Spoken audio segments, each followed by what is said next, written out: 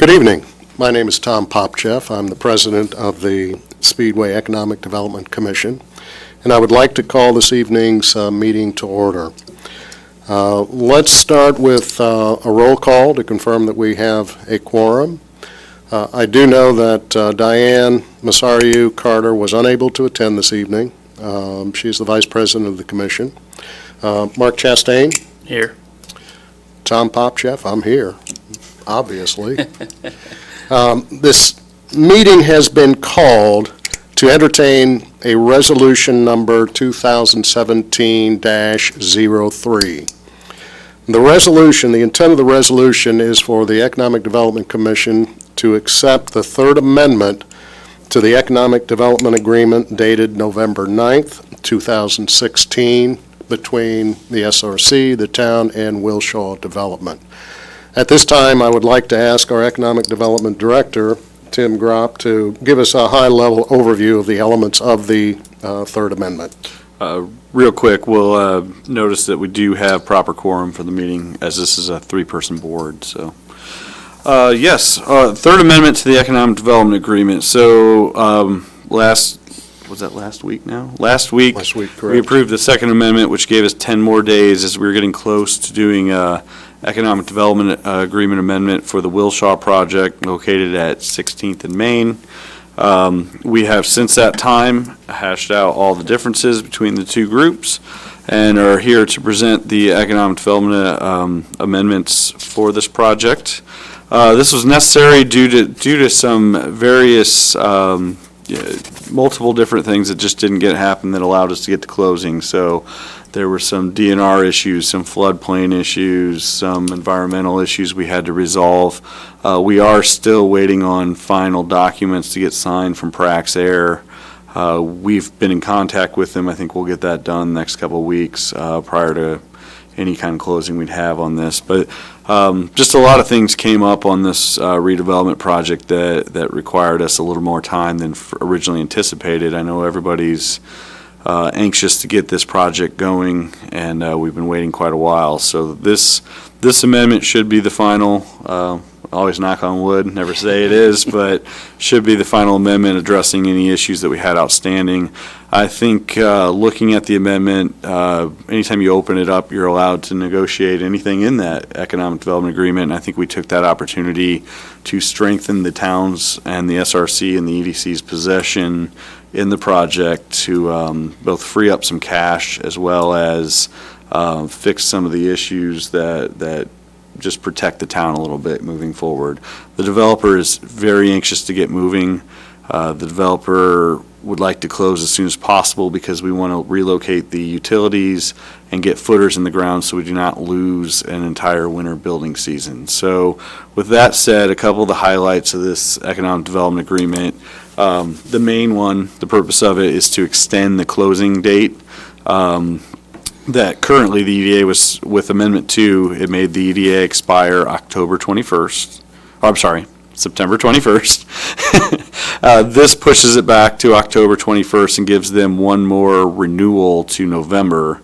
However, the intent is for them to close in October and get moving on the utility relocations. So, frankly, we don't have all the documents ready to close if we needed to, so this is the time we need to do that, to tie up all the different closing documents, get the Prax Air documents in place, and get everything tied up to get to closing. So this allows us to do that. However, it continues the $10,000 a month payment that goes against the closing costs, but it will now be non-refundable for them. So the money coming into the town will be non-refundable, so we'll get to keep that in case something does happen. Again, nobody's intent. A lot of these scenarios are worst-case scenario.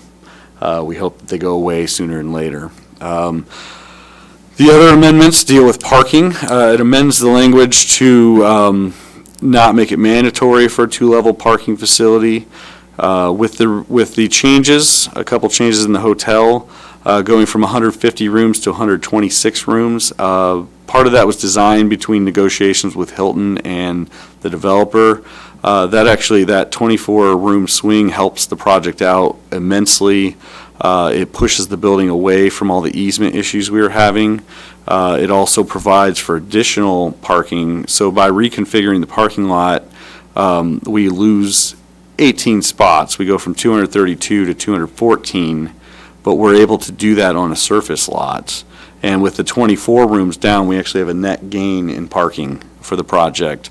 Part of that is we are going to go from 50 public spots to 55 public spots because of that. So we're able to fix a lot of problems with, fire truck radiuses, with easements, with the sewer easement there, and gain spots. And it should also be noted that while this meets all the zoning requirements for Indianapolis, these numbers do not include the parking that will be on the triangle lot or the parking spots that will be located across the street for overflow parking, both public and for use of the project across the street. So there should be more than adequate parking for the overall project, just on site. But with the additional parking, we should be just fine. So these changes, it just takes out the language that says there must be a parking facility. If for some reason it came back and said, no, that does make more sense, we would do it. But with what happened with the footers and where everything had to be located, this makes a lot more sense. And the layout makes a lot more sense. A couple others, we were able to convey the property as is. The developer has agreed to pick up the cost of the relocation of the utilities, which frees up some of the cash we were going to have to do that allows us to complete our parts of the project with the parking and anything else that we need to. They also agreed to some as-is language to indemnify the town for any unforeseen environmental issues that come up moving forward. That is a huge win for the town as well. It does set the project at a minimum $36 million in total investment. That's hard and soft costs. Big changes in Section 14 are dealing with the bond. So the original concept and why the EDC is a signer on this is the bond issues. The original bond concept was to do a traditional economic development bond. So you take out a bond for the whole amount of whatever that number ends up being based on the project estimates, and then you're liable for that entire bond to pay it back, whether everything happens the way it was or not. What we're allowing here, and why this is a little safer route to go, is we were able to find banks interested in doing what's called a draw bond. The draw bond, you take out the same amount, but you break it into sections. So whatever portion goes to the different sections, the hotel portion, the multifamily portion, the parking infrastructure portion, you have a dedicated amount set to those different portions. And let's say, for instance, the two buildings went, and the infrastructure went, but the hotel did not. That portion of the bond never gets touched. And then we have an option to just simply send the money back and reduce the bond amount for the part that will cover it. So it protects the town, and because this is really several projects moving together, it's one project, but it's several projects moving at the same time, it protects the town a little bit in case something happens to one and not the other. You just never know. This breaks the bond up. The bank actually buys the bond, so it's a little better deal for us. They're financing it. So you don't have to go out in the open market and sell a bond. You're working directly with the bank, and they're issuing the money as the project moves forward. And nobody gets any money until you sign off with what the project was supposed to be. So everything's draws based on what was required on the project. And you only draw if you're doing what you're supposed to be doing. The other change on the bond is we changed the debt service coverage to help with the infrastructure costs. Since they're picking up that cash for us, we dropped from 125% to 120% coverage to help make up some of that, since that was a significant cost that they were going to pick up on our behalf. The only other couple of ones I want to mention at this time, we've put in a couple what I'd call clauses that if something didn't happen, that we would get some money back to recoup some of our costs in the project. some clawbacks, if you will, as well as a liquidated damages. So if the hotel project never moves forward, we have some liquidated damages to help us recover the costs and also market the project again if something did happen. So again, protecting the town, this was our opportunity to protect the town as this has drawn on. I think everybody's excited to get moving forward. I think the developer wants to close in the next 30 days if we can get all the documentation done. I believe the hotel the hotel operator, Loftus Robinson, which will be Wilshaw Hotel LLC, has signed their Hilton agreement and we're just waiting on Hilton to get it back to us all executed. That puts them on the hook for a lot of money, to be frank, at this point. So they're ready to move forward, and I know that they'd like to get their construction loan and everything bid out by the end of the year as well. So we're hoping to have the pads ready and then the footers in for the apartment complex by the end of the year, and the hotel would then get everything mobilized as soon as the weather broke in the spring.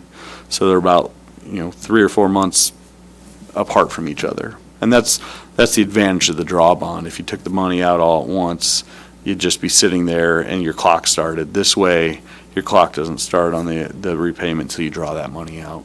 So with that, I will take any questions. Mark, any questions? I have no questions. Marie? What interest are we paying on the bond? That's still to be determined. It'll actually be more competitive going through the bank versus the open market, more than likely. So I'll get back to you on that. Great. No, I don't have any further questions, and thank you for your hard work. I know there's been exhaustive negotiations with the developers and the interest of the developers. So at this present time, I would like to entertain a motion to accept the resolution 2017-03. I'll move to accept the motion. And I'll second that. Any further discussion? No. Hearing none. All in favor, say aye. Aye. Opposed? Abstain? Motion passes. Thank you, Tim. I don't believe there are, Just one note on that. So the EDC will sign this, and then because there are multiple signers, the SRC, which meeting is at 6 o'clock tonight, will sign the same documents. So, and then we'll get it to the developer for signature. and that's been the standard process and procedure ever since this project had begun and commenced over a year and a half. So Marie, you're certainly welcome to stay for the SRC meeting, which is going to be another 20 minutes, and sit back and relax. I do have to compliment Tim. He does make it clearer for us. There's not so many hidden things. No, we're very, thorough. right, we're very pleased. Appreciate it. Right, we're very pleased to have Tim on staff. He brings a lot of expertise to us. He's been through these projects, for quite a few years. He is a true professional. And it's just great to work with him. And as you know, my intent and the SRC's intent moving forward has always to been as transparent as we possibly can. And it is nicer to hear from a true professional as opposed to our legal counsel, who at times makes it a little bit more complex. So any other business to the commission? Hearing none, I will adjourn the meeting. Oh, that's great.